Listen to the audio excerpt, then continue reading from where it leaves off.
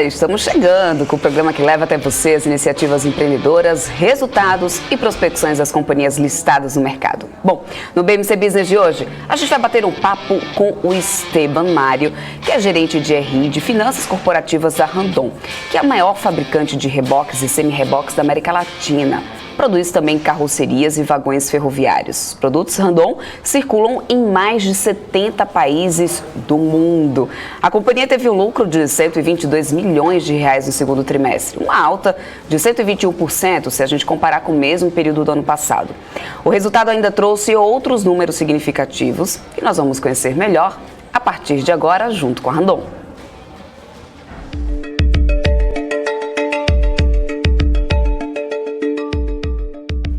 A companhia tem 4 unidades industriais no Brasil e 2 fora do país. É a principal exportadora brasileira do segmento, com uma fatia de 70% do setor de carrocerias, reboques, semi-reboques e vagões ferroviários. A empresa foi fundada em 1949 por 2 irmãos e fabricava freios a ar. Depois, com o ritmo mais acelerado da industrialização no Brasil, a Randon começou a diversificar a produção. A consolidação da mecânica Randon veio com um desafio lançado por um cliente em 1955, que queria uma solução para o problema de transporte de cargas. Foi quando o primeiro semi-reboque foi desenvolvido. Nas décadas seguintes, a Randon passou por um forte processo de crescimento e nos anos 2000, as empresas do grupo já estavam entre as principais do Brasil. O grupo tem mais de 13 mil funcionários e está listado na Bolsa desde 1974.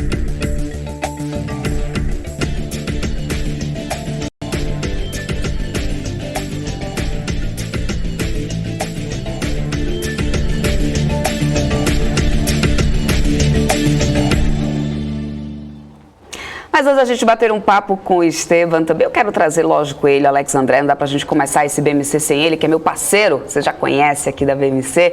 E aí, Alex, vamos lá, né? Vamos lá falar sobre esse setor da indústria, voltar a falar com o pessoal da Randon, que já esteve aqui na BMC, mas hoje a gente tem novidades aí para poder trazer, eles reviram aí o guidance da companhia, tem muita coisa ainda para poder a gente falar um pouquinho, sem contar também, claro, com o resultado do segundo trimestre, né, Alex? É isso aí, Débora. Claro que daqui a pouquinho nós teremos aqui novamente com a Randon para falar dos resultados do terceiro trimestre, né? Lembrando, né, Débora, que você acabou de comentar que nós já estivemos, né, com o time da Randon por aqui, claro, né? Envie suas dúvidas aqui também do nosso chat e também, claro, a gente vai debater os principais assuntos relacionados à companhia, Débora.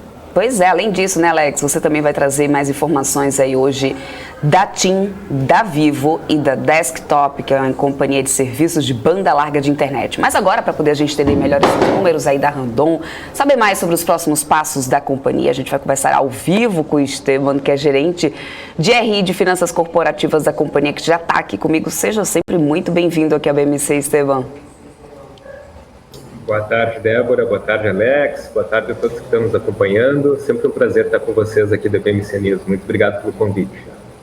Vamos lá, então vamos lá. Vamos começar falando aí sobre essas ações da Randon que estão acumulando aí uma queda de quase 27% nesse ano, né? 2021 tem sido um ano de muitos desafios para o mercado, com a retomada da economia.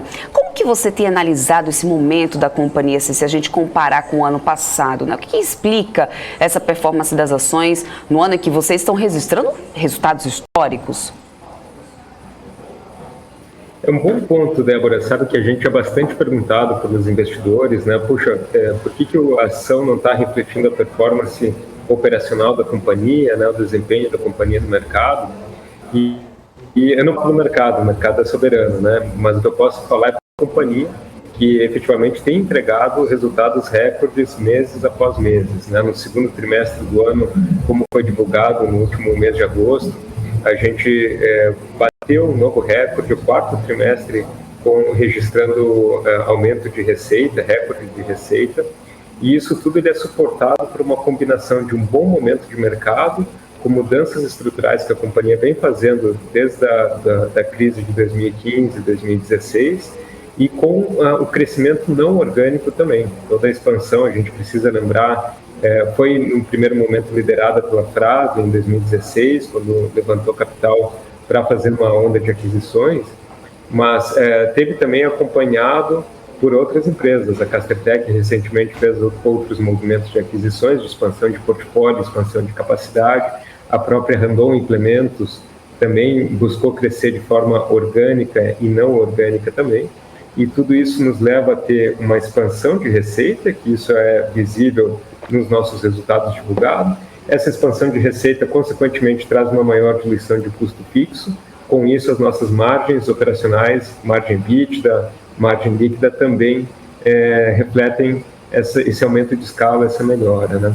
E, por fim, eu preciso também mencionar, a gente teve uma estratégia de antecipação de compra de matérias-primas no ano passado, quando a gente começou a ver esse cenário, essa pressão inflacionária, e a gente acabou optando por fazer isso, né? Sabíamos que íamos carregar um pouco mais de capital de giro, carregar um pouco mais de estoque, mas a gente optou por fazer isso de forma consciente, como forma de prevenir, de se precaver, tanto da pressão inflacionária, que se desenhava já ainda em setembro do ano passado, como também pela ameaça de escassez de matéria-prima, né?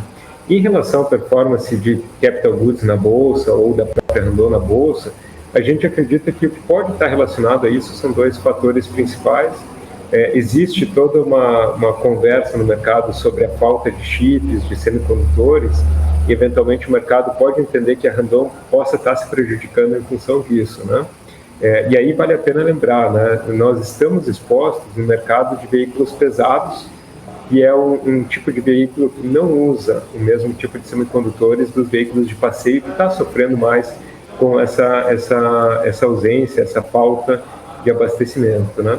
E outro fator que pode estar relacionado, parte da nossa base de investidores é estrangeiros, e talvez nesse período de turbulência política acaba tirando dinheiro do país e pode estar refletindo no preço da ação também.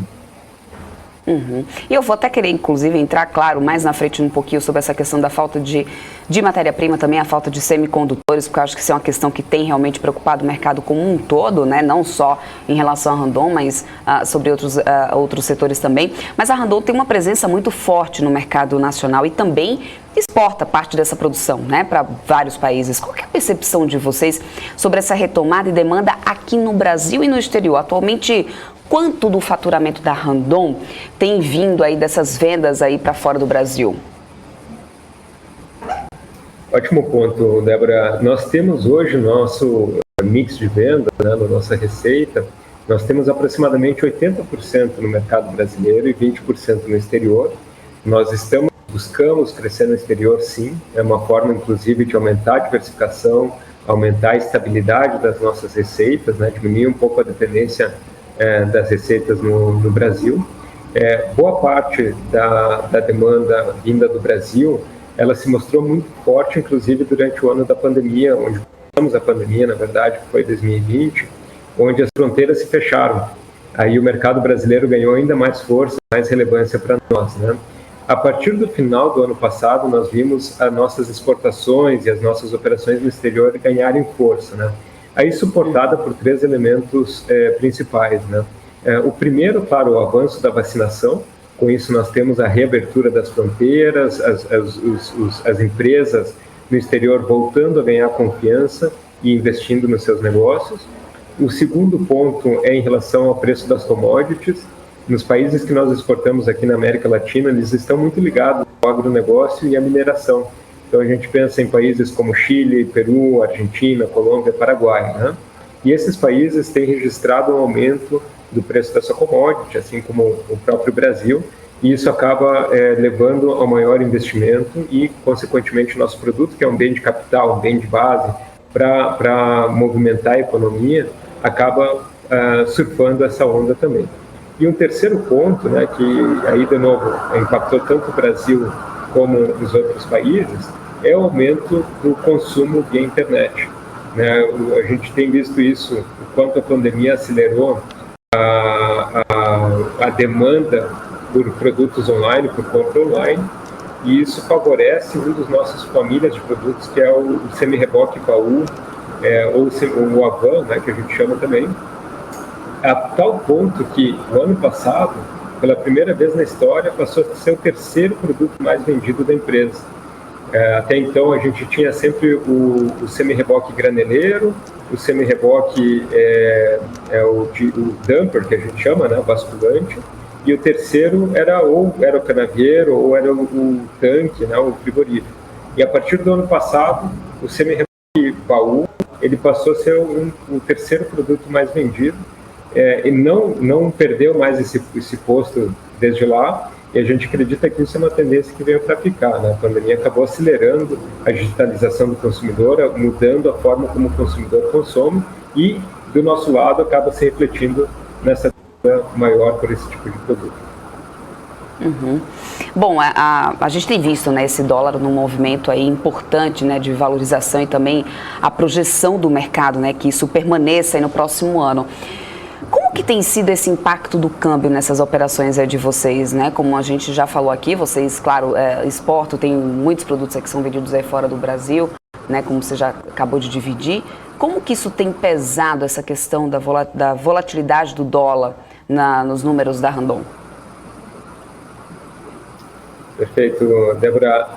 A gente tem aqui, acho que vou endereçar essa pergunta por duas frentes, né? A primeira olhando a questão da nossa exposição à moeda dólar, né? E depois olhando pela ponta da demanda pelo nosso produto, tá? Em relação à exposição, eu comento aqui, nós somos uma companhia que temos um hedge natural. O que isso quer dizer, né? Então, as nossas vendas em dólar e as nossas compras em dólares, mais a nossa dívida em dólar, né? Aproximadamente 10% da nossa dívida bruta total é em dólar, elas acabam se compensando, de forma que a gente minimize tanto o efeito positivo quanto o efeito negativo. Então, uma alta muito significativa do dólar não tende a nos beneficiar nem a nos prejudicar de forma significativa, assim como uma queda muito expressiva do dólar também não tende a provocar um efeito muito significativo nos nossos resultados. Isso do ponto de vista de exposição, então, tanto de balanço quanto de fluxo de caixa. Agora, quando a gente olha para mercado, é natural que o dólar, nesse patamar, como a gente está vendo na casa de 5, 5,20, ele acaba favorecendo a competitividade do produto brasileiro em relação às outras partes do mundo. Isso também é um fator porque a gente tem registrado um aumento das vendas, né? O nosso produto versus um produto americano, versus um produto europeu, acaba ficando mais competitivo em termos de preço e os países acabam demandando um volume maior por o nosso produto, seja em semi-reboque, seja em autopeças, né? Uhum. Bom, eu quero trazer aqui o Alex, que é meu parceiro aqui da BMC, para poder ele fazer perguntas aqui para você. Ele também tem perguntas. Vamos lá participar desse papo aqui, Alex. Muito obrigado, Débora, pelo espaço aqui de mandar uma pergunta. A minha pergunta aqui veio do Jefferson, que está aqui no chat aqui coletando. O Jefferson perguntou aqui quais são os impactos positivos vindo da tecnologia recém-desenvolvida referente às partículas de nióbio para a Randon, enquanto isso começa a ser aplicado na companhia. Muito legal. Obrigado, Alex, Jefferson. Obrigado por nos acompanhar e pela pergunta. Nós estamos muito animados com esse anúncio, essa descoberta, né? Então, acho que só para deixar todo mundo na mesma página, algumas semanas atrás, né, 2 semanas atrás, nós anunciamos a descoberta de um processo de manipulação de nióbio, de nanopartículas de nióbio em larga escala. Isso é algo inédito no mundo. Então, as únicas formas de se chegar a nanopartícula de nióbio eram permitidos apenas em pequena escala, e nós descobrimos uma forma de fazer isso em larga escala. A patente está depositada, não está requerida, como se chama, e a gente já começa a aplicar isso em alguns produtos, principalmente ligados à indústria automobilística, que é a indústria onde nós temos um maior know-how, né? Mas a gente sabe que o potencial dessa descoberta se estende a diversas outras indústrias.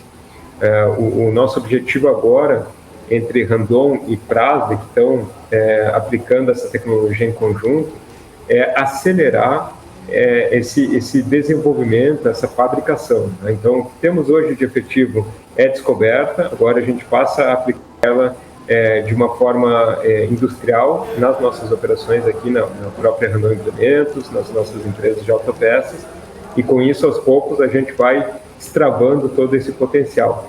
De prático, ainda não consigo dizer assim, qual que é o potencial de faturamento hoje, O que a gente sabe é que existe um potencial grande pela frente que precisa ser desbravado, que precisa ser desenvolvido, estudado, e com certeza, assim que a gente tiver mais informações, a gente vai comunicar ao mercado, assim como fez há poucas semanas atrás com o fato relevante da descoberta. Muito obrigado, Esteban. Agora tem uma outra pergunta aqui também do chat, falando que a empresa ainda busca oportunidades de crescimento através de aquisições ou deve ser baseado no crescimento orgânico? Ótimo ponto. A gente quer crescer, seja orgânico, seja não orgânico. O que muda talvez um pouco agora, Alex, é a nossa cabeça nas aquisições. Ela começa a olhar um ritmo um pouco mais ponderado, visto que nós recém passamos por um ciclo de aquisições significativos, né? Então, recapitulando, né, nos últimos 12 meses, nós adquirimos praticamente aí 7 empresas novas e a gente comenta, né, não é simplesmente comprar, incorporar a receita daquela empresa no nosso balanço. A gente tem uma série de práticas, uma série de integração que precisa ser pensada, estudada e ser tomada com cuidado, justamente para não estragar o que está sendo bem feito. Né? No caso de Nakata, no caso de Fremax, né, as empresas adquiridas pela Castertech recentemente, a própria Auton, que foi adquirida pela RTS, que é a nossa empresa de automação industrial. E quem já passou por um processo desse sabe que a integração cultural é mais complicada. Vamos dizer assim, a integração dos números, a integração do processo fabril, isso a gente tem um jeito, tem uma metodologia. Agora, integrar cultura não tem uma receita de bolo. Não tem um checklist que diga, olha, a partir do dia tal a gente vai estar considerando a cultura 100% integrada. Então, o meu ponto aqui é que antes da gente avançar para novas aquisições, a gente precisa digerir aquilo que nós adquirimos recentemente, consolidar bem essa expansão que nós fizemos, e aí sim, ir através de uma segunda onda de aquisições, que a gente está, obviamente, vislumbrando para os próximos 5 anos, né? Como a Débora perguntou recentemente, a nossa exposição no mercado brasileiro é aproximadamente 80% e 20% no exterior. Eu diria, na próxima onda de expansão, a gente certamente vai buscar aumentar a receita vinda de outros países além do Brasil, como forma de reduzir a volatilidade, aumentar a resiliência das nossas margens, e como forma também de abrir novas geografias e novos clientes, né? Muito obrigado, Esteban. Agora eu vou passar para a Débora, que tem mais perguntas. Esteban, você estava falando aí sobre esse crescimento de expansão, baseado aí também em expansão, mas eu queria saber, então, em relação ao crescimento orgânico da companhia, do que vocês já tinham, né, o que vocês estão planejando agora para o curto prazo?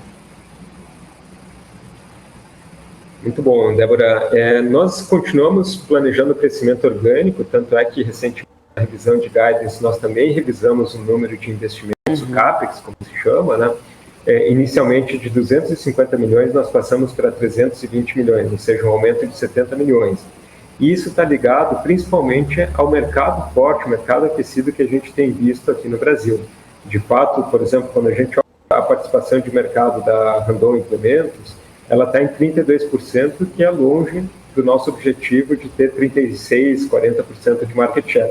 E isso está ligado à limitação de capacidade. Então, esse aumento do investimento está relacionado a conseguirmos desengargalar nossas operações, nossas linhas de fabricação, para poder responder para esse mercado que está num bom momento, né? E a gente pensa fazer isso, Débora, de uma forma muito leve, né? A gente, no passado, talvez pensava em construir uma nova fábrica, adquirir terreno, levantar tijolo, né? Hoje a gente fala em tecnologia, mais do que nada, né? E não é só tecnologia industrial, não é só tecnologia de maquinário. A gente fala muito da tecnologia do mindset, a gente fala muito em pensar de forma diferente. Então, a gente já está trabalhando desde do projeto do produto, de forma que esse produto possa ser fabricado envolvendo menos recursos, até inclusive ao processo de fabricação. Aí sim entra um pouco mais automação, entra um pouco mais maquinário moderno, e inclusive chegando na etapa posterior, que é o pós-vendas, os serviços. Então, a nossa forma de encarar investimento em aumento de capacidade é o todo, não simplesmente um único gargalo dentro da produção. Até porque a gente sabe que os gargalos são móveis, né? No momento que você resolve um ponto de gargalo na produção, você acaba achando gargalo em outro lugar. Então, a gente olha isso de forma bem compreensiva, de forma bem geral, né?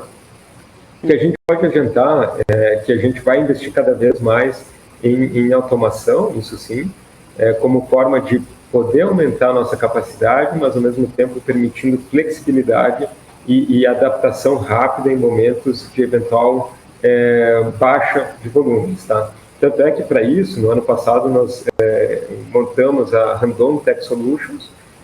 Só recapitulando rapidamente para o ouvinte aqui, para o telespectador, a Randon Tech Solutions, a gente pode dizer que é uma fábrica de fábricas inteligentes.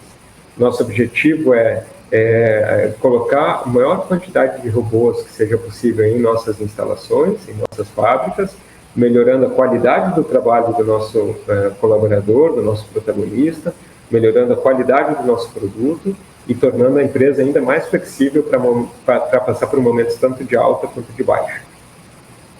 Perfeito. Estevão, essas aquisições aí de empresas foi um dos motivos, né, listados aí por vocês para poder explicar aquele aumento de 121% no lucro líquido do segundo trimestre, se comparado com o mesmo período do ano passado. A receita líquida cresceu 126% e o EBITDA 109%. Tem algum outro aspecto aí que você queira destacar aí desse resultado, fazendo aí esse encerramento desse semestre para poder a gente deixar aí para trás esse resultado e aí já começar a olhar mais para frente agora? Claro, Débora, tem um ponto que é bastante interessante, né? E não é casualidade. A gente vem trabalhando isso desde a crise de 2015, 2016, que é pela primeira vez a gente tem todas as nossas unidades, todas as nossas empresas entregando ótimos resultados. No passado a gente via quase como uma gangorra, né? Uma divisão performava bem, a outra divisão às vezes puxava o resultado um pouco para baixo. E pela primeira vez, assim, nos últimos 10 anos, a gente vê as duas divisões puxando os resultados para cima, né? E sem falar também, claro, da divisão serviços, que tem aumentado consideravelmente também a sua participação na fatia de receita, seja no consolidado, seja dentro da divisão serviços também que tem crescido. Então, eu diria que isso, além das aquisições, além do mercado tá puxando volumes, né, tá demandando volumes fortes, nós estamos preparados em todas as unidades entregando os resultados robustos, né? Perfeito. Bom, eu já quero trazer algumas perguntas aqui do pessoal que está assistindo aqui a gente no chat. Eu quero começar pelo Rui das Neves, que ele até pergunta sobre a questão do avanço da estrutura ferroviária do país. Na verdade, ele pergunta ele quer saber como que isso pode afetar aí nas vendas o futuro da companhia. Como que vocês estão olhando para isso? Já é algo que vocês estão planejando? Ótimo. Nós somos afetados positivamente, no mínimo, em duas direções, e inclusive quando a gente olha até na pessoa física, a gente é afetado positivamente com a expansão da malha ferroviária. A gente sabe que a logística no Brasil ainda tem muito para andar, aproximadamente 84% das mercadorias no Brasil são transportadas via rodovias.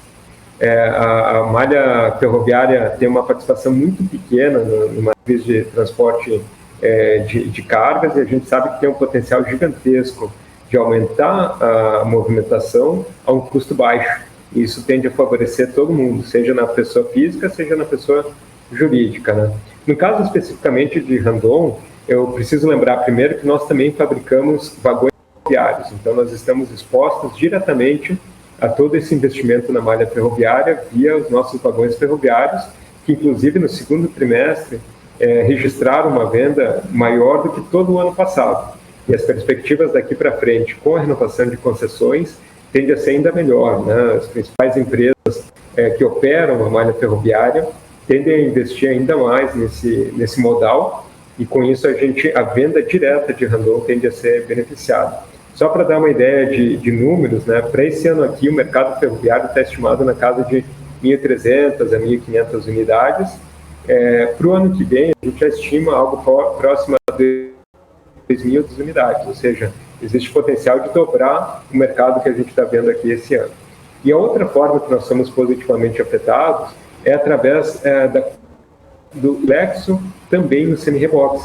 A gente sabe que todo vagão ferroviário ele continua precisando de um semi-reboque, seja para fazer o transporte de carga, seja para fazer o transporte de descarga, até um porto, até um centro de distribuição, um galpão logístico.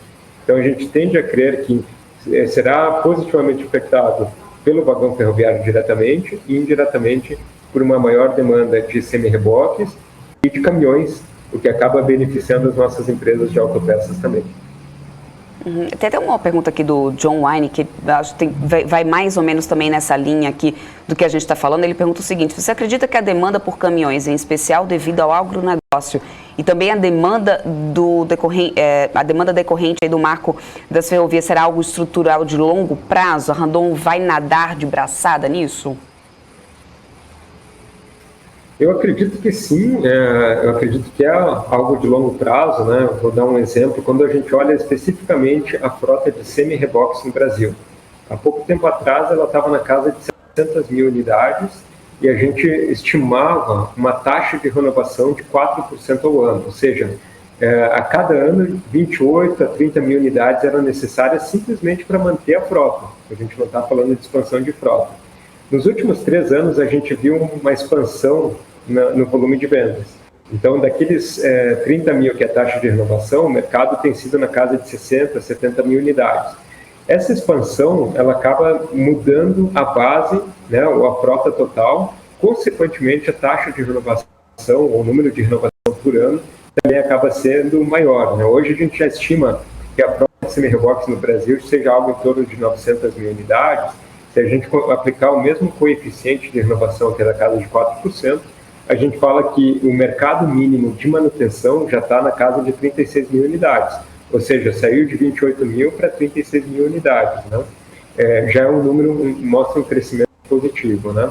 E a gente acredita que essa mudança ela tende a ser estrutural. Outro ponto que a gente pode se perguntar aqui é algum programa no sentido de diminuir a idade média da frota, ou seja, aumentar a taxa de renovação, que hoje tem 4%, para algo em torno de 10%, e isso naturalmente aumentaria a demanda simplesmente pela renovação dos nossos produtos. Né? Perfeito. Bom, um dos cenários, né, um dos desafios, na verdade, do cenário econômico brasileiro, hoje em dia, é a inflação, e junto com o crescimento persistente dela, vem também as altas nas taxas de juros, né, para poder tentar frear essa pressão. De que forma isso impacta no negócio de vocês? Assim, como que vocês estão se preparando para enfrentar esses desafios, que não devem passar no curto prazo, pelo menos, né? Sem dúvida, Débora. Em relação à taxa de juros, nós vimos um movimento muito significativo quando ela caiu dos 2 dígitos para 1 dígito. Então, lá na época onde a taxa de juros era na casa de 14%, 15%, e ela caiu para o patamar de 8%, aí sim a gente viu uma mudança estrutural no volume de investimentos dos nossos clientes. Né? O cliente se sentiu confortável em investir, expandir seus negócios. Outro fator importante, com a queda da taxa de juros, a modalidade de aluguel tem ganhado bastante relevância dentro da parte de pesados, né? A gente já sabe que isso é bastante comum na parte de veículos leves, na parte de veículos de passageiros, mas na parte de pesados, na parte de bens de capital, na parte de equipamentos, isso passou a ganhar força com a queda da taxa de juros para baixo de 2 dígitos. Agora, quando ela caiu daquele patamar de 8% para 5%, para 2%, como foi no ano passado, a gente não viu uma mudança tão significativa, tão estrutural na taxa de na demanda pelos nossos produtos. Então, isso nos leva a crer que, enquanto a taxa de juros ficar no patamar abaixo de 2 dígitos, a demanda ainda vai ser bastante positiva. A gente não tem uma preocupação no sentido de começar a diminuir o investimento na parte de transporte de mercadorias. Acho que o outro ponto que a gente precisa ter no radar aqui, você mencionou bem anteriormente, que é o câmbio, e isso não só pela demanda dos nossos produtos, mas também pelo agronegócio, pelas commodities, que é um dos principais propulsores esse ano aqui. Né? E por fim, quando a gente olha para a inflação, eu diria assim, a gente passou um período inflacionário, uma pressão inflacionária muito forte nesses primeiros 9 meses do ano. Né? A nossa expectativa é que a partir de agora os preços comecem a se estabilizar no patamar mais alto, sim, é verdade, porém, pelo menos a gente interrompe aquele ciclo, que inclusive eu mencionei numa das minhas participações anteriores, que é a pessoa compra, né, ou a empresa compra, a companhia investe agora pela dúvida se vai haver disponibilidade de material no futuro, então ela acaba comprando mais nesse momento. O fato dela comprar mais provoca uma impressão inflacionária, e no segundo momento isso acaba retroalimentando a decisão da empresa comprar para fugir da pressão inflacionária. Eu acho que pelo menos agora a gente tira do radar a pressão inflacionária, pelo menos momentaneamente, e isso tende a desacelerar também a antecipação de compras, como nós mesmos fizemos no ano passado. Uhum. Bom, a gente sabe que também um dos desafios, né, da indústria é justamente nesse momento essa retomada, né, da falta de suprimento. Você já disseram, inclusive, né, que fizeram compras estratégicas aí, aumentaram os estoques para poder não faltar matéria-prima na cadeia de produção, mas ainda assim destaco essa questão, né, que preocupa não só para vocês, como acredito que para vários outros setores, outras companhias. Até quando isso deve ser um problema assim? Qual o plano de vocês para enfrentar essa escassez de matérias-primas durante esse período? E aí eu estendo um pouco para a questão dos semicondutores, porque você falou agora no início do nosso papo, né, sobre isso, mas tem gente voltando a perguntar aqui no nosso chat sobre essa questão aqui, sobre como isso pode estar impactando, sobre montadoras aí de veículos leves estarem cortando produção por causa da falta de chips, se isso tem aliviado, quero saber da tua opinião. Então, vamos lá reforçar essa questão. Ótimo. Eu vou começar justamente por esse último ponto, né, da crise de chips e de semicondutores. Eu diria assim, diretamente na Randon nós não somos impactados, nós não usamos o mesmo tipo de chip ou de semicondutores que está em falta nos nossos produtos aqui na Randon. Então, diretamente nós não somos impactados. Poderia impactar, sim, o nosso cliente, que é a montadora do veículo final, a montadora do caminhão, principalmente. No entanto, o que a gente tem observado é o seguinte: eles continuam com release, né, ou a carteira de pedidos deles em relação ao nosso produto, ao que nós fornecemos, está bastante robusta. Eles estão produzindo, sim, e na nossa visão, alguns fatores levam a suportar essa produção, né? Primeiro, que o veículo pesado, ele não utiliza o mesmo chip do veículo de passageiros, né? Então, quer dizer, eles não estão concorrendo pelo mesmo semicondutor, pelo mesmo chip. O segundo ponto, né, o veículo pesado, ele tende a deixar uma margem maior para a montadora. Com isso, é natural que a montadora também priorize esse tipo de veículo na sua linha de montagem e acaba puxando produto, puxando demanda das nossas empresas de autopeças, né? Então, por esses motivos que a gente não vê essa pressão, seja nas nossas operações ou seja nos nossos clientes, tá? Em relação à escassez de matéria-prima, né, e a sua pergunta, Débora, de quando isso pode estar normalizado, é uma incógnita, né? A gente tem diversos fatores aí que precisa continuar monitorando. A gente tem aí instabilidade política, seja no Brasil, seja nos Estados Unidos, China, né, na Ásia. A gente tem a variante Delta, que tem avançado no mundo e possivelmente vão surgir outras variantes. A gente tem a própria questão do andamento da vacinação para monitorar. Aqui na Randon a gente tem adotado, há muito tempo já, uma estratégia de curto e de longo prazo para endereçar possíveis escassez de materiais, né? Em relação ao curto prazo, nós temos com fontes alternativas, ou seja, nós não dependemos de um fornecedor único, nós temos pelo menos 2, 3 fornecedores para cada matéria-prima.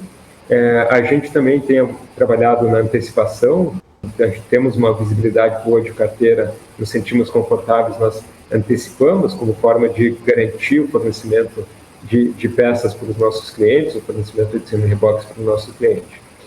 No longo prazo, o que a gente tem trabalhado bastante é na substituição de matérias-primas, e aí entra principalmente o nosso Centro Tecnológico Randon, o CTR-LEP também, no sentido de desenvolver materiais alternativos, né? A Fras-le também anunciou no mês passado uma linha nova chamada Smart Composites. O que é isso, né?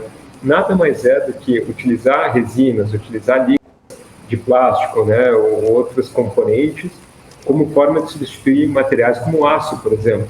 que é um dos principais materiais que nós utilizamos hoje, né? Aproximadamente 60% do nosso CPV está relacionado ao aço.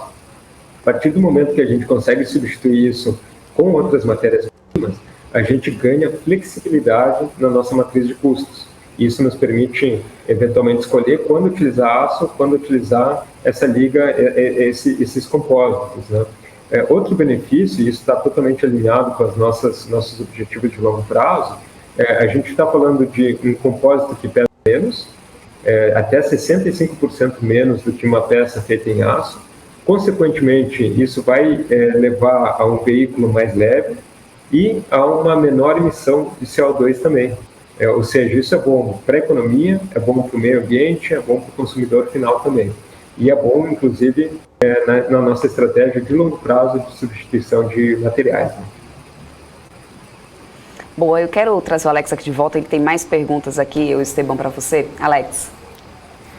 Obrigado, Débora. Esteban, a Randon hoje tem um portfólio de serviços bem diversificado, né? Isso inclui uma estratégia para deixar a empresa menos exposta, ou quais atividades do grupo que estão se destacando mais atualmente? Bom ponto, Alex. Nós estamos buscando uma maior exposição a serviços por diversos fatores, né? Serviços hoje correspondem aproximadamente por 3, 4% da nossa receita. Até então, nós éramos muito focados em serviços financeiros, com a nossa operação de banco e com a nossa operação de consórcios, mas recentemente nós fizemos uma mudança sutil, inclusive na nomenclatura dessa divisão, passamos a chamá-la de serviços financeiros e digitais. O que está por trás disso, Alex, é a nossa mudança para frente, né? A gente construiu os nossos 70 anos de história com as duas divisões industriais, vai continuar construindo os próximos anos de história com elas, certamente, mas a gente tem notado que serviços passa a fazer um papel cada vez mais importante na nova economia.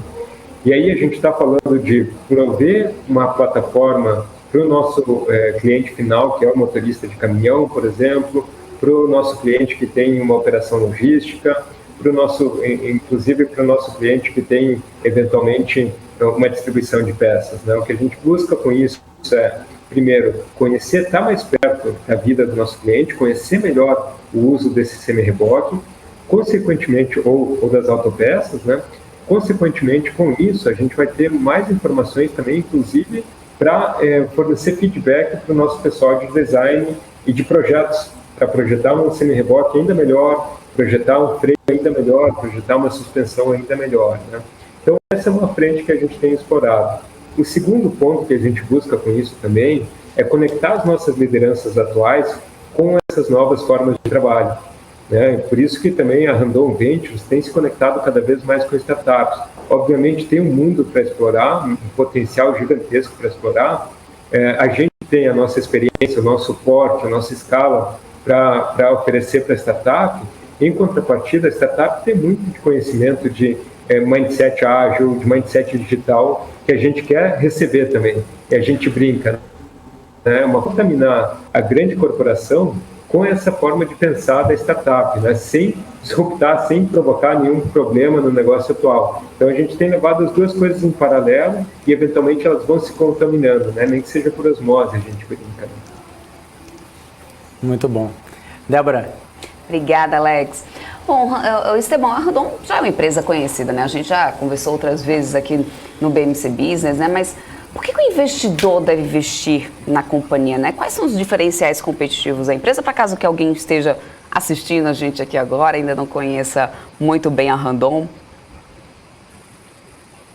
Bom, eu posso responder essas perguntas usando vários chapéus diferentes, né? Mas olhando do ponto de vista mais imparcial, mais neutro possível, né? Eu diria assim, nós temos uma posição de liderança de mercado, na maioria das nossas linhas, dos nossos produtos, dos nossos segmentos de atuação. Em geral, nosso produto acaba tendo um preço premium em relação aos concorrentes, ou seja, essa combinação de liderança de mercado com preço premium acaba nos provocando ou nos concedendo uma posição privilegiada já no curto prazo. Então, no curto prazo, eu diria que essa combinação é fantástica, é mágica, tá? No longo prazo, Eu diria que isso, para nós, não nos satisfaz. No geral, nós não nos acostumamos, e quem trabalha aqui na Randon sabe disso, quem se relaciona com a Randon sabe disso, nós não nos acostumamos com resultados medianos. Nós somos desafiados continuamente a evoluir, quer seja como profissional, quer seja como pessoa. E isso certamente vai nos levar no sucesso de longo prazo também. E, por fim, eu acrescentaria mais dois fatores importantes, né? Somos reconhecidos pela nossa sustentabilidade nos 3 pilares, né, na parte do meio ambiente, na parte do social e da governança, mas recentemente, no dia 1º de junho, nós lançamos os desafios públicos, né, nossos compromissos públicos de sustentabilidade. E a gente acredita que uma empresa ela só tem sucesso se ela respeitar esses 3 pilares, né? Seja no ponto de vista do indivíduo, da comunidade, do cliente ou do nosso fornecedor, né? E isso certamente vai nos levar a um crescimento de longo prazo. E, por fim, um assunto que a gente acabou de mencionar agora, né, na pergunta do Alex, que é a inovação. Ou seja, nós não estamos acomodados no nosso histórico de sucesso, nos nossos 72 anos de sucesso. Pelo contrário, nós estamos olhando para os próximos anos de sucesso. E a inovação e a sustentabilidade são 2 temas que a gente trata de forma transversal, desde a parte de compras, de desenvolvimento de produtos, desde a parte de manufatura, desde a parte de serviços, até no pós-vendas para o nosso cliente.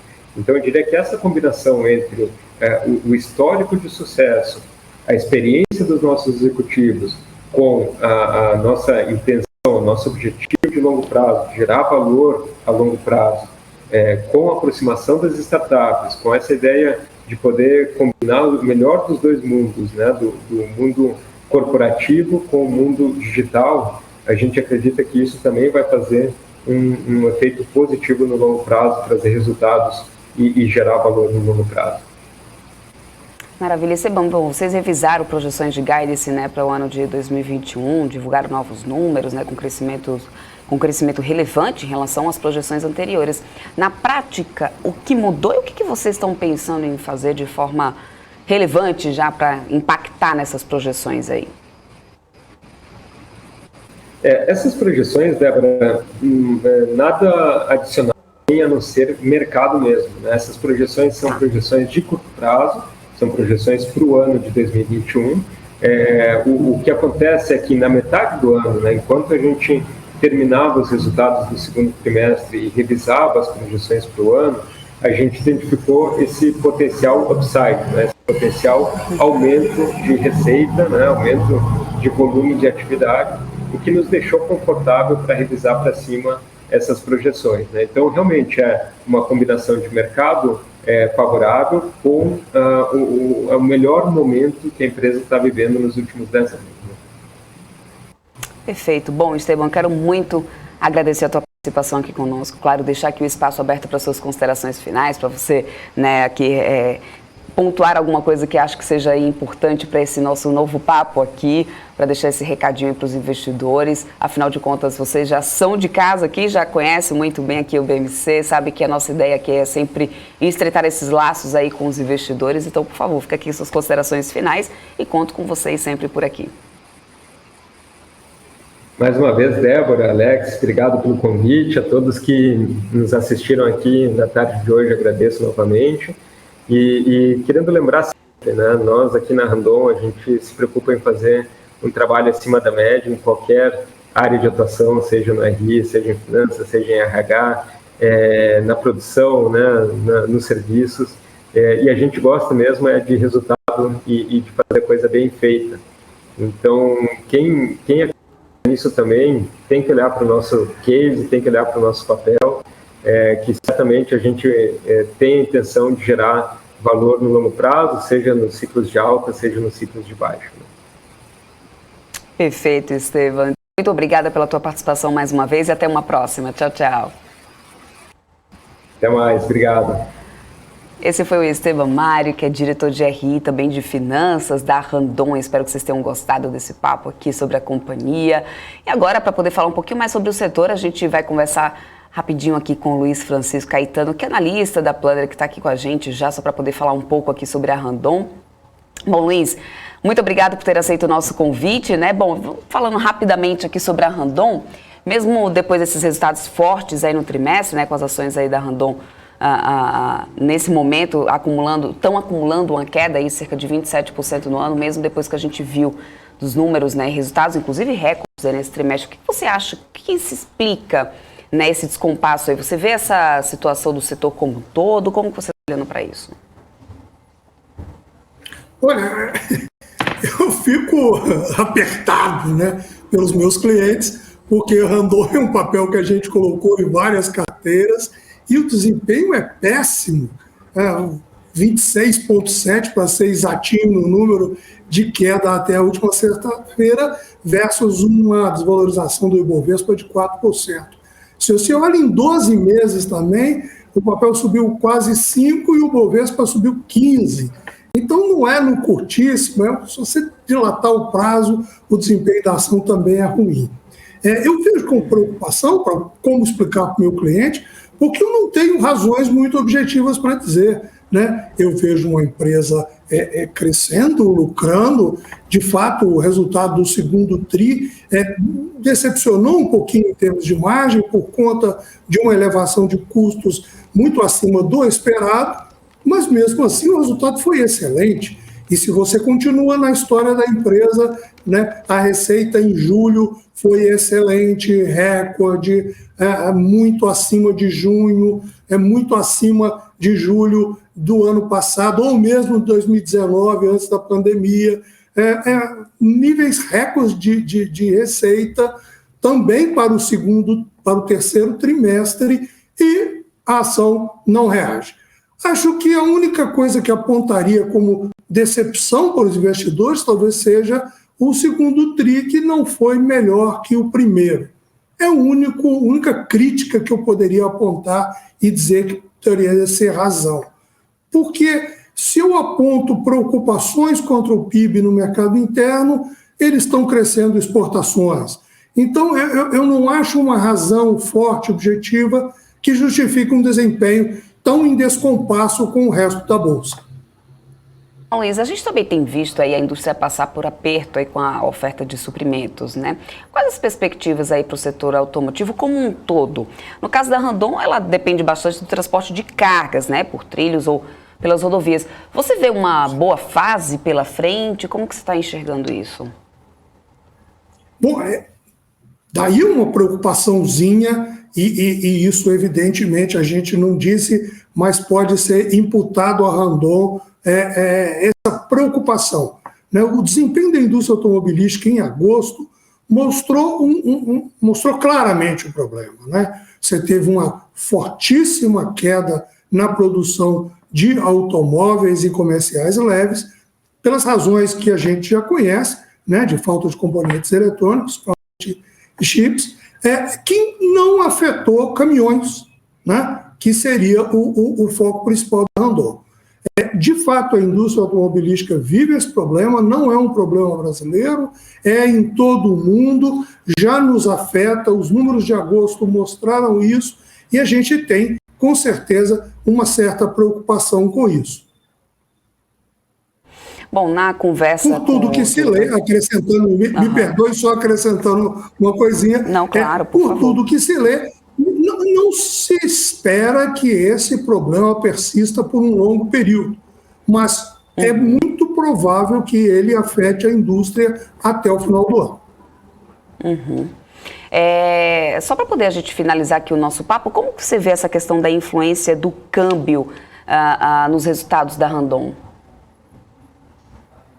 Bom, o câmbio tem múltiplas influências, né? A primeira delas é na receita e é positivo, né? Ela é exportadora e tem unidades no exterior, então o câmbio funciona de forma positiva. No entanto, o câmbio também influencia custos, né? Aço é o mais importante da empresa, né? Representa mais da metade do CPV, então, e ele é câmbio na veia. Então, eu sempre que converso com o pessoal de qualquer empresa que tenha esse tipo de coisa, o que eles dizem que é sempre o melhor é a estabilidade da taxa. né? Mesmo que você seja exportador, a volatilidade não é positiva. E, portanto, para a Randon não seria diferente, né? A volatilidade é ruim, até porque ela, como qualquer outra empresa, não consegue ter a velocidade de repor preços na mesma que ela sofre com custos. Então, ocorre o que nós tivemos no segundo TRI, com redução de margens. Mesmo que no segundo TRI a redução não tenha sido grande, só para pontuar que houve redução dessa margem. Ok. Quero muito agradecer a tua participação aqui conosco, Luiz. Muito obrigado por ter trazido a sua visão sobre Randon, também sobre o mercado, sobre o setor. A gente se fala numa próxima oportunidade. Até mais. Ok, Débora. Obrigado a você. Essa foi a participação do Luiz Francisco Caetano, analista da Planner, ajudando a gente a levar para você a informação que gera valor para os seus investimentos. E a gente continua falando aqui de empresas, mas com ele, com o Alex André, meu parceiro aqui do BMC. Alex, vamos começar a falar sobre a TIM, companhia aí, né, que para os investidores teve um resultado morno nesse segundo trimestre, mesmo tendo aí registrado lucros. Inclusive, a gente está vendo agora, Natel, uma reunião sobre 5G acontecendo nesse momento no mercado, né? Vamos ver como é que isso vai impactar as operadoras aí, mas vamos lá, começar falando sobre TIM no momento. Legal, Débora, falar sobre TIM, até porque mesmo a gente vai falar também de outras companhias do setor e ao mesmo tempo quando a gente fala de TIM, né, também desperta, né, o interesse dos acionistas de Oi, né, à medida aí que tem essa relação da aprovação, né, da espera da aprovação de uma possível chancela aí vinda pelo CAD, tá? Então vamos falar um pouquinho sobre isso e, claro, dos resultados operacionais e financeiros da TIM, tá? Então o que nós temos aqui para a gente abordar do segundo trimestre, né? São sólidos resultados do segundo trimestre que confirmam a recuperação da economia, né? Que são números como o EBITDA, geração de caixa operacional, cresceu 5% de ano contra ano, são mais de 20 trimestres positivos de EBITDA, tá? A gente está falando aqui de um crescimento de mais de 5%, tá? Receita líquida de serviços também crescendo 6% de ano contra ano, né? Que está aqui nos 6 primeiros meses, e também chegando ali, né, com uma parceria de EdTech com o Grupo Cogna, né? Educação, a plataforma Ampli, na parte ali de serviços alternativos, né? Serviços ali não core, móvel e também live, né? São novos portfólios que foram lançados em julho, e também o maior debênture do Brasil ligado na parte sustentável, são mais de 1,6 bilhões de reais, tá? Então a companhia se destacando na parte do ESG. E aqui que a gente vai falar um pouco do ESG agora, nesse próximo slide, né? Então, como eu comentei, essa emissão de 1,6 bilhões de reais, né, que traz ali uma meta social ali, crescendo ali para 100% dos municípios brasileiros cobertos pelo 4G da TIM até 2023. Essa é a parte social, ou seja, levar a internet para todos os brasileiros. Também na parte ambiental, um aumento de mais de 80% na ecoeficiência de tráfego de dados em até 2025. E claro, nós temos aqui na parte de governança, relatório, né, na parte sustentável, né, traz aqui o relatório de ESG, site de RI, ele trazendo a seção de ESG para quem quiser conhecer um pouquinho mais. Ações ambientais, né, são mais de 15 usinas de energia renováveis e mais de 1,7 mil biosites ativos, e também ações sociais, tem ali tanto direitos LGBT e também Global Mobile AdWords e também empoderamento da mulher, que traz ali o aplicativo de mulheres positivas para promover o desenvolvimento da carreira feminina dentro da plataforma da TIM, tá? Bem legal, são alguns conceitos de ESG que a TIM vem adotando. Agora, já falar de resultados, né, financeiros, receita, contribuição positiva das principais linhas de receita, né, a companhia crescendo ali tanto para a parte de plataforma de clientes, a parte móvel, a parte fixa também crescendo um pouco mais de 11%. A gente está falando de uma quebra, né, da receita líquida de serviço que a gente acabou de falar aqui dessas adições líquidas, chegando um pouco mais de 4,2 bilhões de reais. Uma melhoria bem sequencial, consistente, um ambiente desafiador, né, ou seja, crescendo 1% de trimestre contra trimestre. E também uma receita gerada pelo cliente com crescimento acelerado de quase 8% ano contra ano, são 7,8% ano contra ano. Receita de serviços móveis, né, pós-pago crescendo ali quase 9%, então é uma tendência consistente, né, desde ali do segundo trimestre de 2020 que vem se recuperando, né, uma aceleração desse crescimento. A receita do pré-pago também, né, vem recuperando à medida que estava com uma queda de mais de 10% no momento ali do segundo trimestre da pandemia, depois veio desacelerando, né, chegando a 4,9% e agora, né, ganhando tração, chegando no patamar positivo, voltando já ao crescimento. Já a receita fixa, né, da receita da TIM Live, também crescendo 21%, contribuindo aí para o crescimento da receita de serviços da companhia, de todos os serviços que eu acabei de comentar.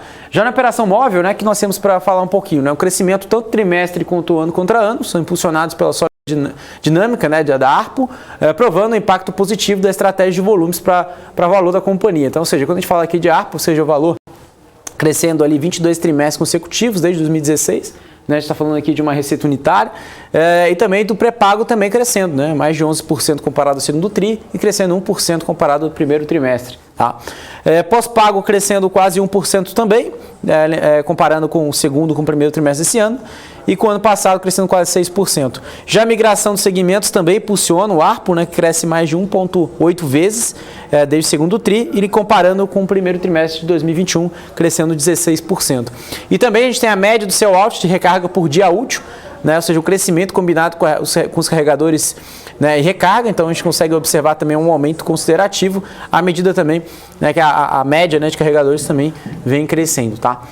Quando a gente fala aqui da operação móvel, né, tem uma diferenciação da oferta para encantar clientes, mesmo com, ao mesmo tempo, né, que se cria novas fontes de receita. Então, as novas de receita são fontes novas que não necessariamente são core business da companhia. Então, aqui a gente falou lá no primeiro slide, né, sobre a integração com a Cogna, que é a TIM mais ampla, né, que são ali parcerias que é EdTech, né, ou seja, a educação, né, usando ali a questão de mais de 400 cursos grátis, né, com nota do MEC, né, bônus de conhecimento, né, ou seja, 0 rating, acesso gratuito a mais de 400 cursos, como eu comentei, descontos na graduação à distância da Cogna, né, que são as faculdades principalmente ligadas à Anhanguera.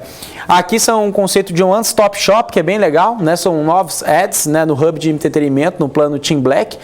Tem o HBO Max e YouTube Premium dentro dessa operação, então aqui dentro você consegue plugar tanto a parte de entretenimento quanto outros serviços dentro de um aplicativo só. E a parte do Deezer Go, né, você tem um consumo livre de anúncios em lista criadas em base de preferências musicais e um novo atributo de diferenciação de oferta e versão especialmente desenvolvida para suportar a realidade de mercado da TIM. Ou seja, então a companhia ela aborda tanto a parte de educação, a parte de entretenimento, filmes, séries e aqui a parte de música, justamente para criar valor, né, para o seu sistema, do seu conglomerado, né, de todo de serviço, para justamente se diferenciar dos demais, que é somente entregar a internet móvel, né, que é, como se diz ali, a parte comoditizada, né, que o cliente se diferencia pelo preço, aqui já se diferencia na parte de serviços, tá? Que é uma forma também de agregar, né, o cliente ficar fiel ali ao longo do tempo, né, aumentar o LTV do cliente.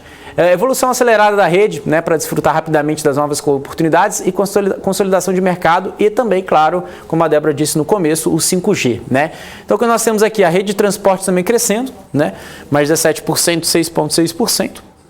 Na parte de rede de acesso móvel, a gente está falando aqui também da expansão de cobertura, ou seja, em 4.5G são mais de 1.5 mil cidades, a gente está falando de um crescimento de 20% de ano contra ano, e também na banda 4G também são mais de 4.3 mil cidades, 22% de ano contra ano, é o status do compromisso para 2023, como eu comentei lá no começo, né, na parte de SD, na parte social da companhia.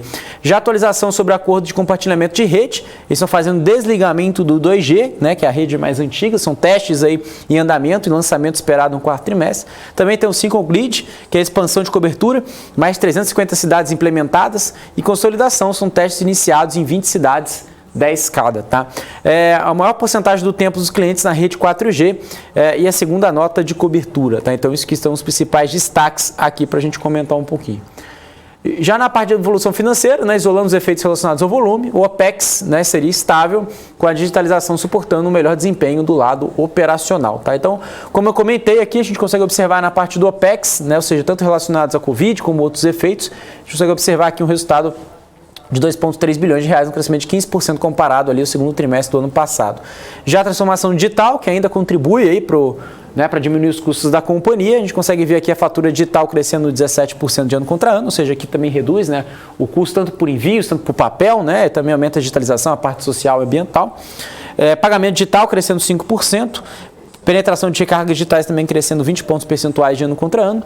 Usuários únicos no app Meu TIM também, isso melhora tanto a parte de fidelização de cliente, aumentando mais de 20%.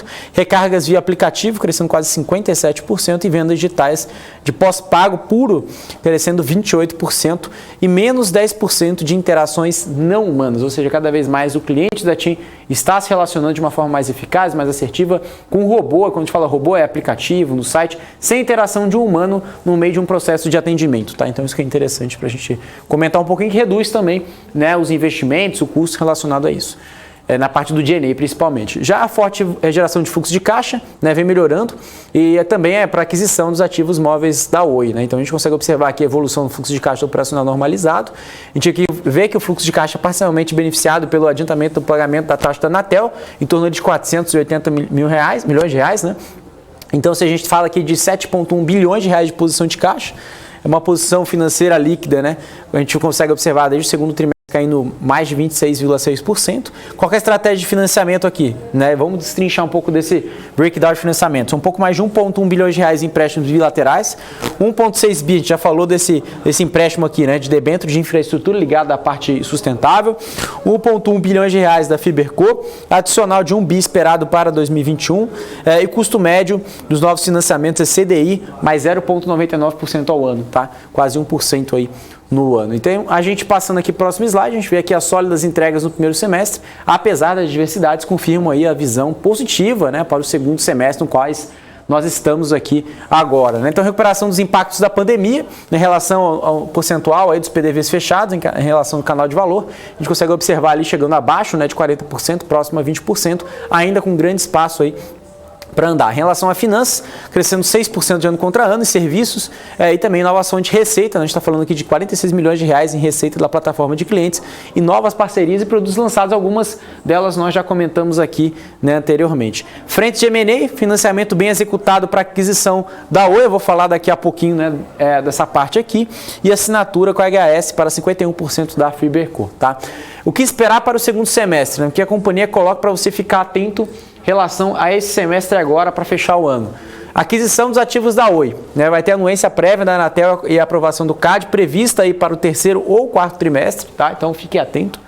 Visão positiva sobre o resultado, uma vez que o acordo já aborda as principais preocupações em respeito às regras fundamentais e também, claro, o fechamento esperado no quarto trimestre desse ano, que já deve sair, né, esse deal aí. Então a Oi está muito positiva em relação a esse acordo aí com a venda dos ativos móveis da Oi, lembrando que esse valor girou em torno de 16,5 bilhões de reais, tá? Já o leilão do espectro, né, leilão previsto para setembro, outubro, então nesse mês aí até o mês que vem, foco no desenvolvimento da infraestrutura sendo confirmado e novas parcerias no horizonte, carteira digital para complementar o portfólio de serviços financeiros esperadas para o terceiro trimestre em fase de negociação de contrato e soluções de e-health sendo mais ampliamente discutidas. São mais de 10 players interessados, desde grandes empresas e também startups, tá? Então integrando também telemedicina, enfim, outros movimentos que até mesmo outros players de mercado concorrentes da TIM já vêm adotando. Tá? Então, operações, focos contínuo na operação para continuar cumprindo promessas feitas a mercado. Tá? Então, aqui a gente vai falar um pouco sobre essa tela, que é bem interessante, né, que é a expectativa do mercado em relação ao consenso, né, de EBITDA e também de lucro, né, que o mercado espera de EBITDA. Né? Falando do segundo trimestre, que já foi entregue 2,08 bilhões de reais de EBITDA no segundo trimestre, no terceiro trimestre o mercado espera 2,21 bilhões, aí tem uma significativa melhora até o quarto trimestre, 2,46 bilhões, depois 2,06 bilhões de reais, chegando próximo ao resultado do segundo trimestre, está falando do primeiro trimestre do ano que vem, depois vem melhorando no segundo trimestre para 2,12 bilhões de reais, lembrando que esse é o consenso do mercado, claro, também alguns números aqui, como lucro, receita, margem bruta e também alguns múltiplos projetados, quarto trimestre, anos de 2021, 2023 e também 2022 e 2023 para finalizar, tá?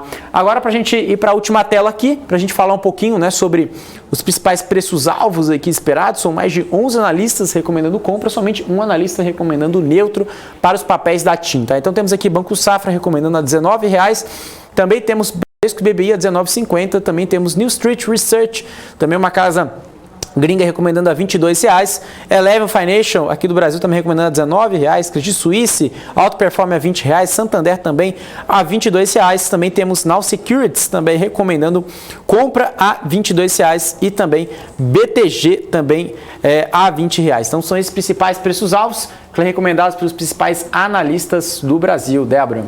Isso aí, Alex. Agora vamos lá falar dos números da Vivo, que teve 3% de alta aí no EBITDA, e pouco mais de 20% no lucro líquido nesse segundo trimestre, né, Alex? É outra também que pode ser aí beneficiada com 5G.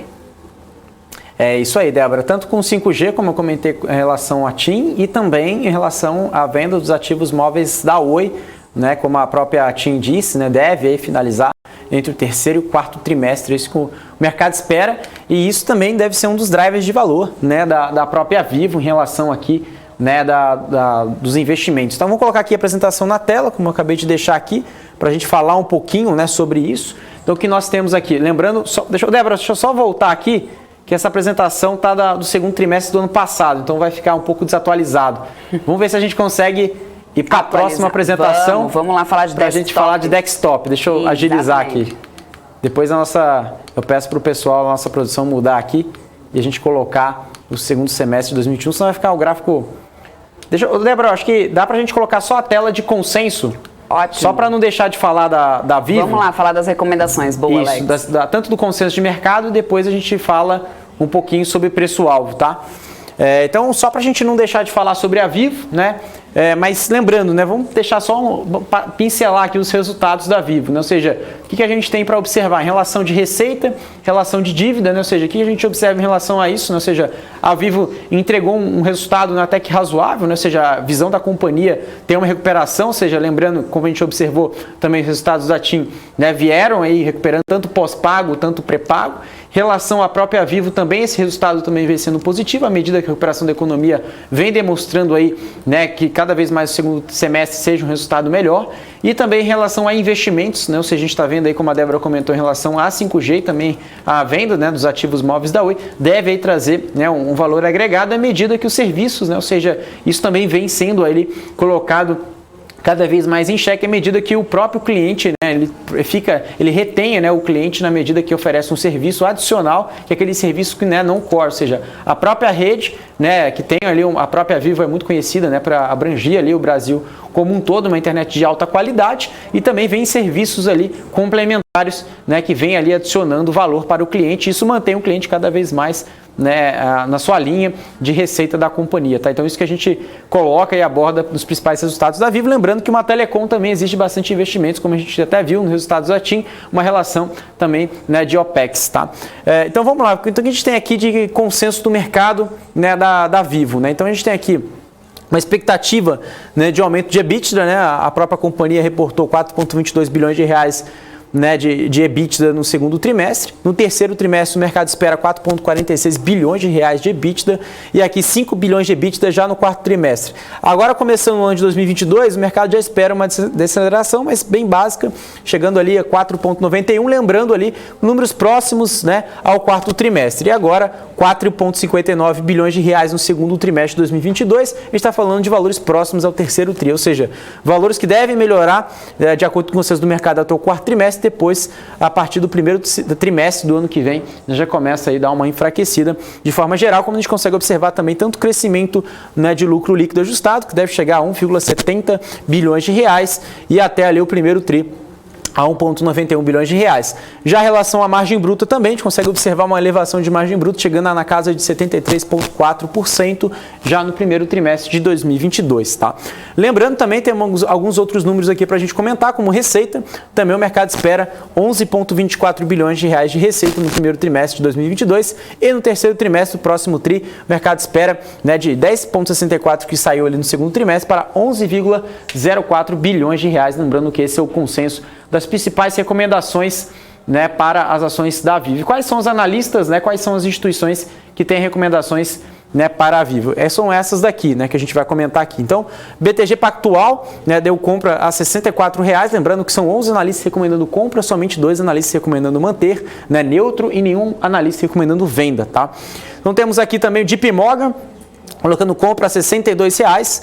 Também temos aqui, né, tanto o Eleven colocando a 58, Bradesco BBI, né, colocando neutro a 61, Credit Suisse colocando a 61 também, Banco Safra colocando a 59, também está o BBA colocando Alto Performa a 45, New Street Research colocando a R$ 62, também temos BBVA Global Market colocando a 64,50 e por último temos Goldman Sachs colocando a R$ 58 e Grupo Santander colocando a R$ 61, Débora. Então, esses são os principais consensos de mercado e também, claro, falando aqui, né, tanto de resultado de consenso, dos resultados também de preço-alvo, Débora. Ótimo, Alex. Não deixando de passar aí o que importa realmente de informação sobre a Vivo para o pessoal. Agora sim, vamos lá falar de desktop. A empresa que oferece serviços de internet de banda larga teve prejuízo, né, de R$ 1 milhão aí nesse segundo trimestre, né, Alex? Vamos entender um pouquinho aí desses números da companhia. É isso aí, Débora. Também foi um IPO, né, com esforços restritos. Recente. Então, para quem ainda não conhece, né, uma companhia que a gente chama de SP, né, que é basicamente SP, né, que é Internet Service Provider, ou seja, basicamente ali uma companhia telecom, né, como a Débora disse, que atua muito na parte de fibra, né, de fibra ótica, ou seja, na parte de internet, não é na parte, como a gente comentou ali, da Vivo e da TIM, que é na parte de telecom, na parte móvel, né, ela é muito focada ali na questão de fibra ótica, ela vem crescendo muito no interior de São Paulo, então a gente tem mais de 320 mil clientes ativos, né, mais de 53 cidades, né, são um pouco mais ali de 16.500 quilômetros ali de fibras passadas, né? Então tem diversos números que a companhia trouxe, né, esse IPO para justamente qualquer leitura desse capital que ela né, conseguiu levantar, basicamente para a relação, né, de captação orgânica, ou seja, ela crescer em adições líquidas de casas passadas por fibra, né, ou seja, organicamente, né, em bairros, ou seja, a gente chama de projetos, né, ou seja, são mais de 260 projetos, lembrando que a maior parte, né, a gente está falando de 194 projetos em maturação, a gente está falando de em torno de 24 meses, e maior parte também, Débora, em relação a esses números, né, são para financiar esses projetos também na parte inorgânica, ou seja, tanto por aquisições de empresas que faz sentido nesse pipeline complementar para o crescimento da Dextop de forma geral. Então esse é o principal resumo, mas claro, a gente vai falar aqui dessa apresentação, né, de resultados do segundo trimestre da Dextop, tá? Então, resultados financeiros, né? São 92 milhões de reais de receita bruta, a gente está falando de 90% de crescimento desde o segundo trimestre de 2020, claro, que é um resultado afetado pela pandemia. São 33 milhões de reais de EBITDA ajustado no segundo trimestre, né? São 54% comparado ao segundo tri. Semestralmente, a companhia cresceu 38%. E segundo trimestre de 2021, comparando com o primeiro tri, cresceu 41%, tá? Geração de caixa operacional no primeiro semestre, 97 milhões de reais, crescendo 93% na base semestral. E também, como eu disse, né, casas conectadas, 333 mil casas conectadas, tá? Então são mais de 108% crescendo, e também são 1,6 milhões de casas passadas, tá? Aquisições, Starnet, 20 mil acessos, e Seclig, com mais de 47 mil acessos, tá? Então são mais duas aquisições no pipeline da companhia, tá? Então, ou seja, como eu falei, né, de números de casas conectadas e casas passadas também, que são famosos, que a gente chama eles de HPs, tá? Bom, vamos lá, aqui a gente vai falar de resultado operacional da companhia. Em relação a casas passadas, como eu acabei de falar, né, HPs cresceu bastante, né, desde o segundo trimestre. Em cidades alcançadas, como eu comentei no começo da apresentação, chegando a 54 cidades, tá? Então, em 53, 54 cidades no segundo trimestre de 2021. Ou seja, esse número deve crescer ainda mais, né, à medida que eles vão ali passando, né, novas casas, que a gente chama de HPs, são mais de 182% na base, né, de crescimento de casas passadas no segundo tri e o segundo trimestre de 2021, que representa aqui nesse gráfico, desse crescimento aqui, crescimento de 218% no total de cidades atendidas entre o segundo trimestre de 2020 e 2021, ou seja, esse crescimento aqui, ó, que foi 17 para 54 cidades. Liderança no market share em cidades maduras e crescimento acelerado nas cidades recém-lançadas, tá? Então, quando a gente consegue observar aqui, tanto a Dextop, né, que tem ali o market share de 32%, cidades maduras, né, tanto o incumbente 1 e 2, que fica com 26% e 26%, ou seja, divide ali, né, o segundo e terceiro lugar, depois vem os ISPs menores, né, com 9% de mais ali, com 7%. Lembrando que esse market share, esse levantamento foi feito em junho de 2021, tá?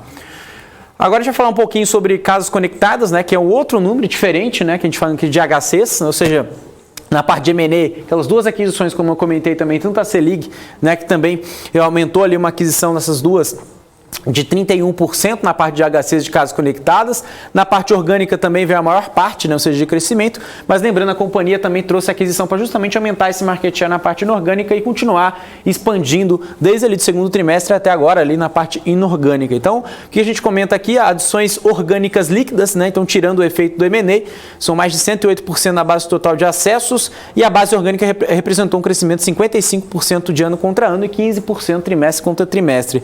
E são mais de 32 adições líquidas no segundo tri. A gente está falando de 124% nesse crescimento de ano contra ano, que é basicamente esse gráfico aqui de adições orgânicas líquidas, tá? Então, são números também crescentes e sustentáveis que a companhia vem colocando nos últimos trimestres, né?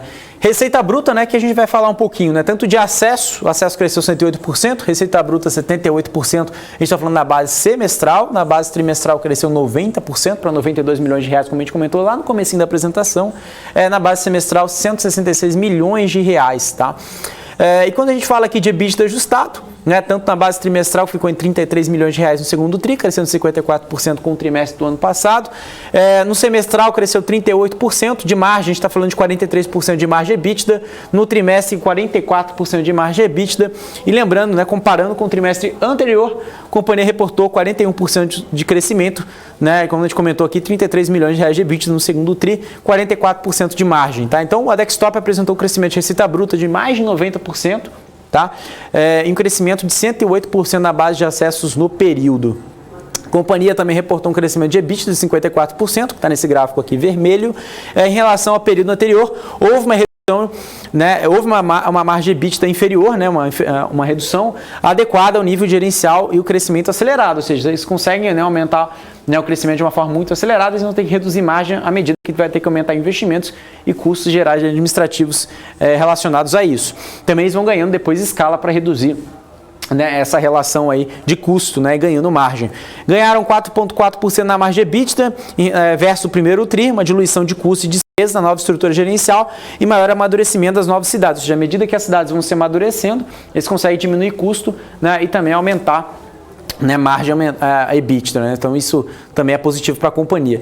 Desempenho econômico e financeiro, né, endividamento líquido, né, ou seja, a companhia vem aí com uma dívida líquida que aumentou quase 1000%, né? Não tem nenhuma grande preocupação, a gente está falando de 329 milhões de reais, mas quando a gente compara aqui o Proforma, né, fica negativo para justamente, né, o reflexo da emissão de debêntures e obtenção de empréstimo e financiamento de longo prazo para suportar o crescimento da Dextop, considerando que a entrada de caixa e recurso, né, do IPO foi realizado no dia 21 de julho desse ano, a Dextop passou para uma posição de caixa líquido, né, de 355 milhões, ou seja, a companhia tem mais caixa do que dívida, ela tem 355 milhões, né, de dinheiro a mais do que ela tem de dívida, então a gente chama de caixa líquido, com ampla cobertura de seus compromissos de curto e longo prazo, graças aos recursos do IPO, né, da oferta pública de ações. Já o índice de endividamento, né, quando a gente fala aqui de dívida líquida por EBITDA, segundo trimestre de 2020, quando a companhia não era listada, era 0,5 vezes, segundo trimestre de 2021, não considerando a captação de 355 milhões, a relação de dívida líquida por EBITDA ficaria em 3,2 vezes, mas considerando a captação de recursos feitas no dia 21 de julho, a gente está falando de uma relação de dívida líquida por EBITDA negativo, que é positiva, né? A companhia tem mais caixa do que dívida, a gente está falando de uma dívida de 423 milhões de reais, então a companhia tem uma relação de dívida líquida por EBITDA negativa de 3,4 vezes pro forma, a gente chama de pro forma porque a gente incorpora resultado do IPO aqui na relação de dívida líquida por EBITDA, tá? Bom, aqui a gente fala de aquisições, né? Lembrando que a companhia, como eu disse anteriormente, né? Lembrando, estão presentes em 54 cidades, né? E também são um pouco mais de casos conectados, né? 333 mil casos conectados, com essas duas aquisições aqui que fortalecem, né, o pipeline de M&A. Então aqui tanto a Selic, tanto a Starnet, né? Starnet 20 mil acessos, Selic 47 mil acessos, né? Tanto o EBITDA, né, da Selic era em torno de 20 milhões de reais, né? Um CAGR, né, de receita bruta de 73%, né? Ou seja, eles cresceram a receita bruta em 2018 e 2020 em torno de 73%, essa taxa de crescimento composto, assim como o Starnet cresceu 24% nesse CAGR e também um EBITDA, né, em torno ali 11 milhões de reais e acessos 20 mil, tá? Então, ou seja, a companhia vem aumentando a sua expansão inorgânica, né, na região, no interior de São Paulo.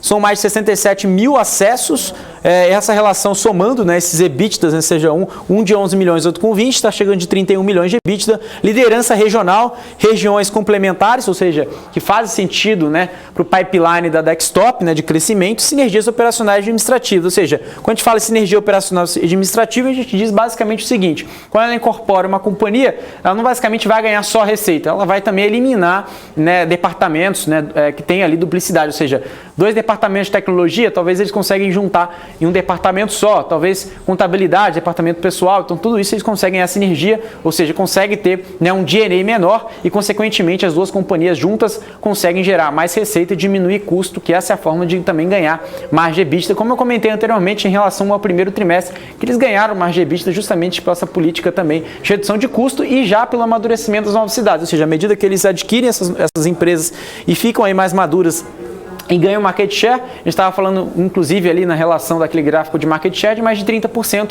à medida que a segunda e terceira concorrentes dos incumbentes ficaria em torno de 16%, ou seja, a companhia ali em torno do dobro, né, do market share da segunda e da terceira colocada. Então, isso traz também uma consolidação do setor ali na base do interior, na medida que a companhia ainda é pequena, quando a gente compara com as grandes majors, né, aqui no Brasil, mas a companhia é bem focada ali, bem nichada no interior do estado de São Paulo, tá? Então, esse é o principal foco.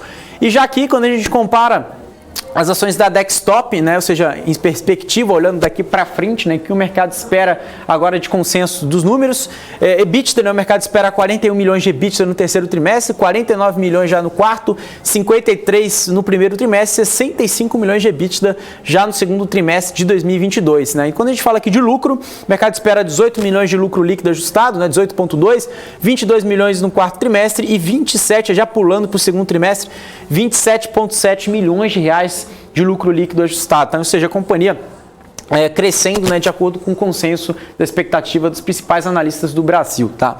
E quando a gente compara aqui em relação, né, qual foi ali essa recomendação, né, ou seja, foi a recomendação do Itaú BBA, que é a única, né, que está cobrindo papel, está falando de um preço-alvo de R$40, né, ou seja, alto performance, ou seja, principalmente o Itaú observando aí o crescimento, né, da Dextop aí para os próximos trimestres. Débora?